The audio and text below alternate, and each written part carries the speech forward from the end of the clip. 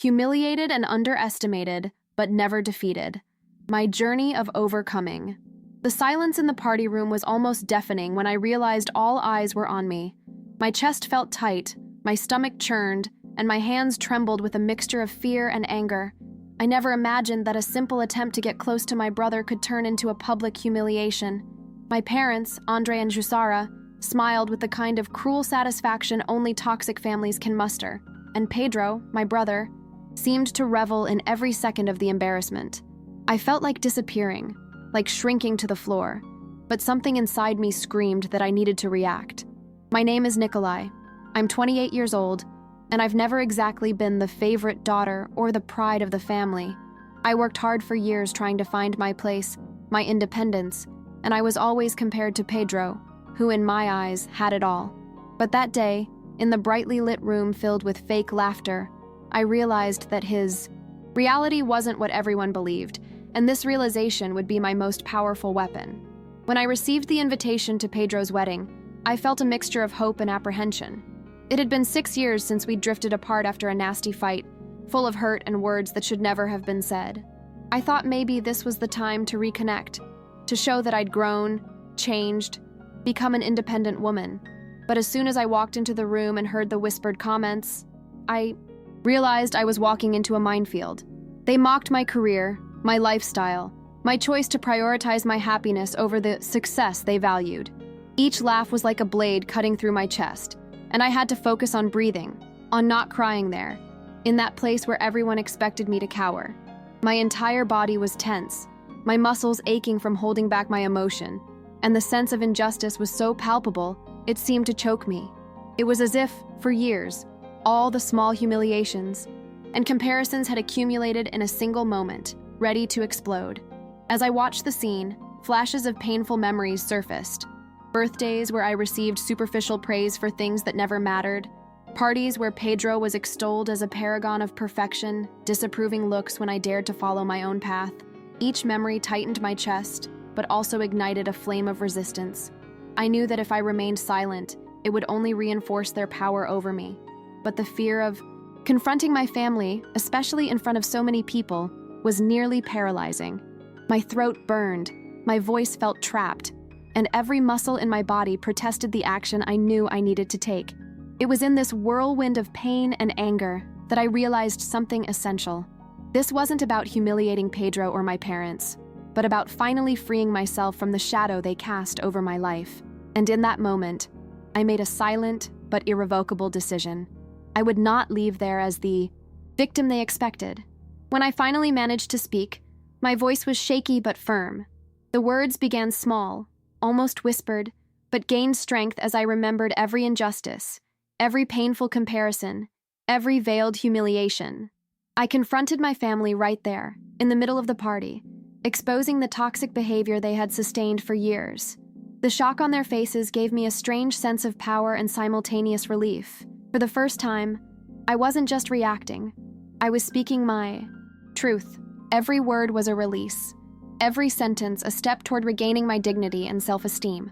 My body trembled. My heart raced. But there was something liberating in that moment. I was finally visible, real. Not just to them, but to myself. It was painful, but necessary. And it was there, with tears in my eyes and a firm voice, that I realized my truth carried more weight than the lies and manipulations surrounding Pedro. The unexpected came soon after. People began to realize that Pedro wasn't the success they'd always presented himself as. Whispers rippled through the room, eyes turned to him, and my exposure set off a chain reaction. It turned out he worked at his wife Sophia's company, and that her apparent brilliance had always been sustained by him. Sophia, realizing all the manipulation and arrogance, had a reaction I'll never forget. She decided to annul the marriage. And in that moment, I felt a mixture of relief and justice. It wasn't just revenge, but confirmation. That truth had power and that I could finally breathe without the constant shadow of comparison and humiliation. My heart still ached, but in a different way. It was the weight of freedom, the taste of finally being heard and respected. That day, I understood that life doesn't have to be perfect to be lived fully, and that the courage to face those who try to diminish you can change everything. After that night, I felt a whirlwind of emotions I couldn't handle. On the one hand, there was the relief of finally letting out everything I'd been holding in, and on the other, a profound exhaustion from dealing with years of family manipulation. I returned home exhausted, and the silence of my apartment felt strangely welcoming. I sat on the living room floor, hugging my knees, and let all the tears finally fall without guilt. For the first time in a long time, I cried not out of weakness, but in recognition of what I'd lived through and what I'd survived. My body felt heavy, as if every cell was absorbing everything I'd been through, but I also felt a kind of clarity emerging. I remembered moments from my adolescence when I tried to please everyone, sacrificing my desires, my time, and my emotional health to be approved by parents and siblings who never saw my true worth. The physical pain was intense, as if every heartbeat reminded me of the humiliation I'd suffered, but there was also a turning point. If I could stand, even trembling, even wounded, then I could rebuild myself. The days that followed were strangely silent. I avoided contact with Pedro and my parents, needing to digest everything and rebuild my emotional defenses. But deep inside, something began to shift. I realized I could no longer be defined by the opinions of others, even those of my own family. I began writing, pouring out every feeling in a notebook, documenting every painful memory and every personal achievement I rarely acknowledged. It was painful to relive certain scenes, but necessary to understand that my life wasn't limited to the comparisons that had so deeply impacted me. I began to demand less of myself and appreciate my small victories more. A promotion at work, financial independence, the ability to maintain healthy friendships, the feeling of being able to make decisions without fear of judgment. Each small step was a silent building of self-esteem, each mistake a reminder that rebuilding oneself requires patience and courage. I realized that emotional freedom wasn't a destination, but a daily practice of self-care. Despite the distance I created, the fear of relapse still lingered. I had nightmares of humiliation, flashbacks of Pedro's wedding, and the feeling of helplessness I felt in that salon. But each time these thoughts came, I took a deep breath and reminded myself of who I was and who I was becoming.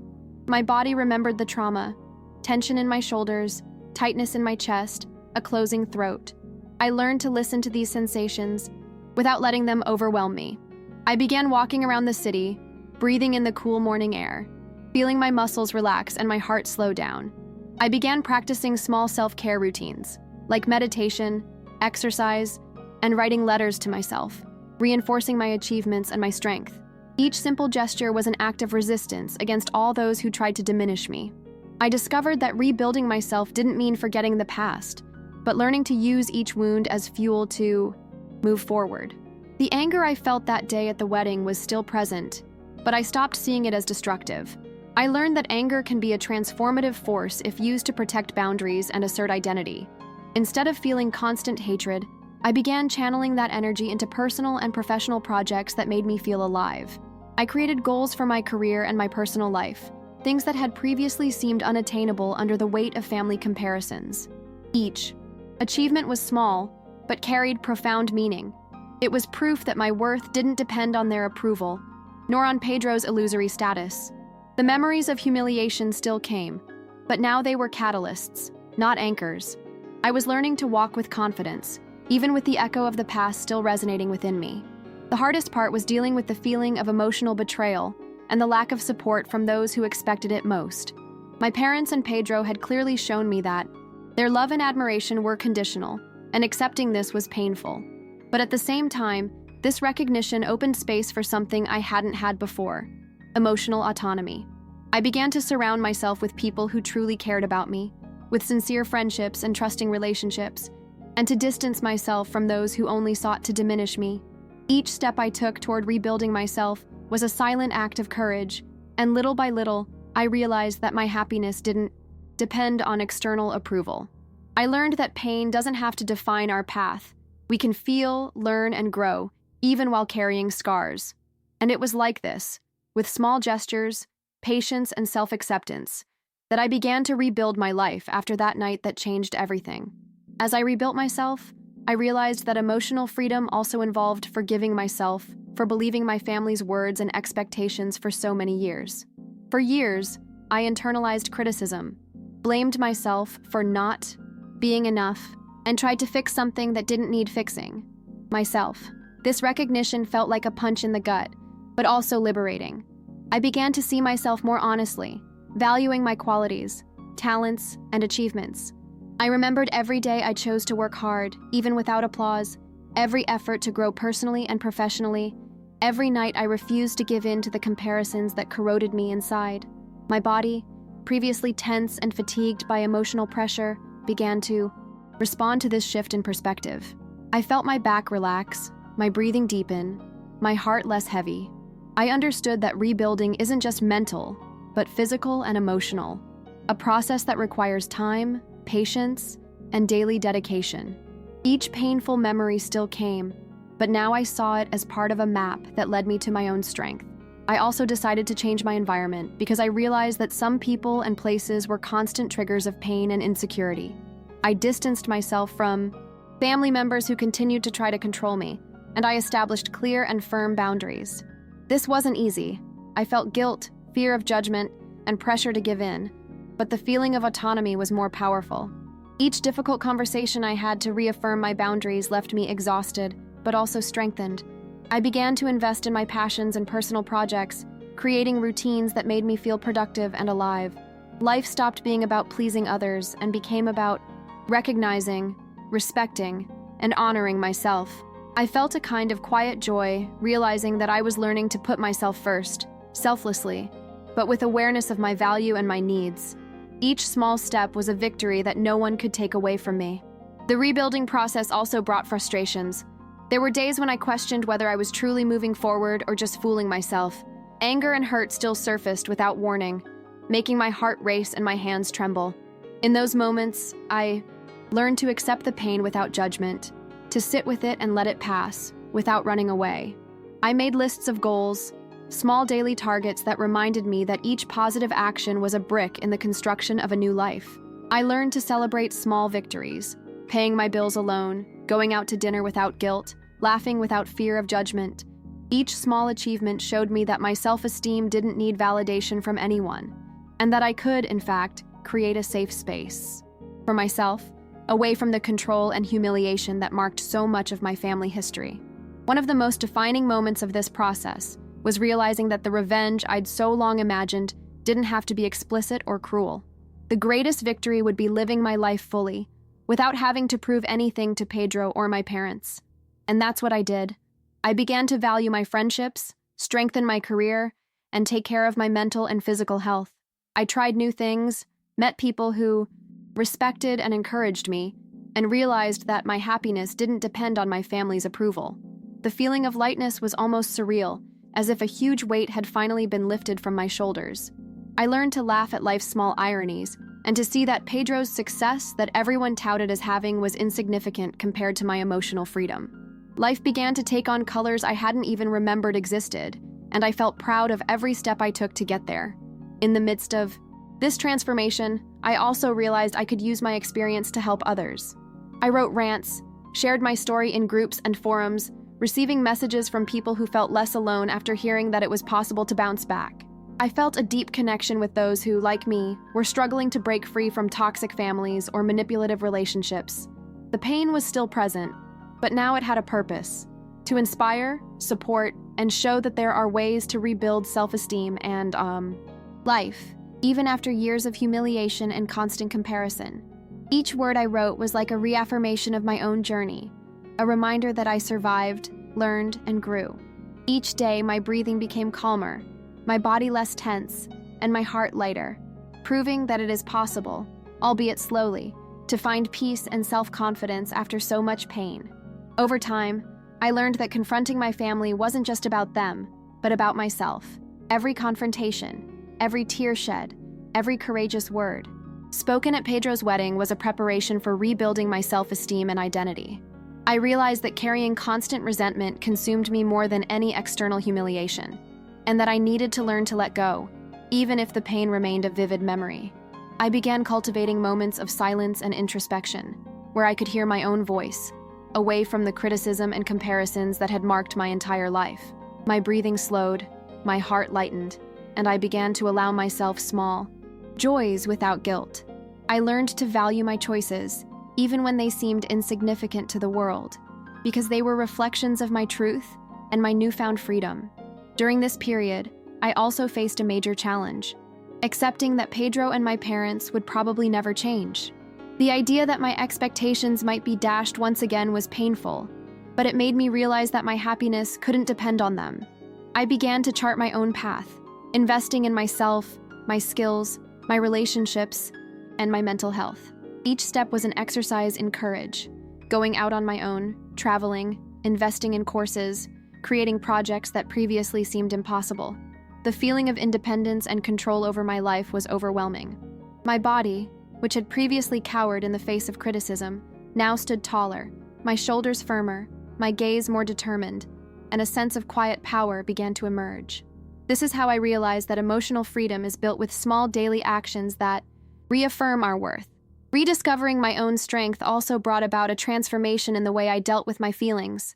Before, anger and hurt were constant, consuming my energy. Now, I learned to feel them, understand them, and use them as fuel for growth.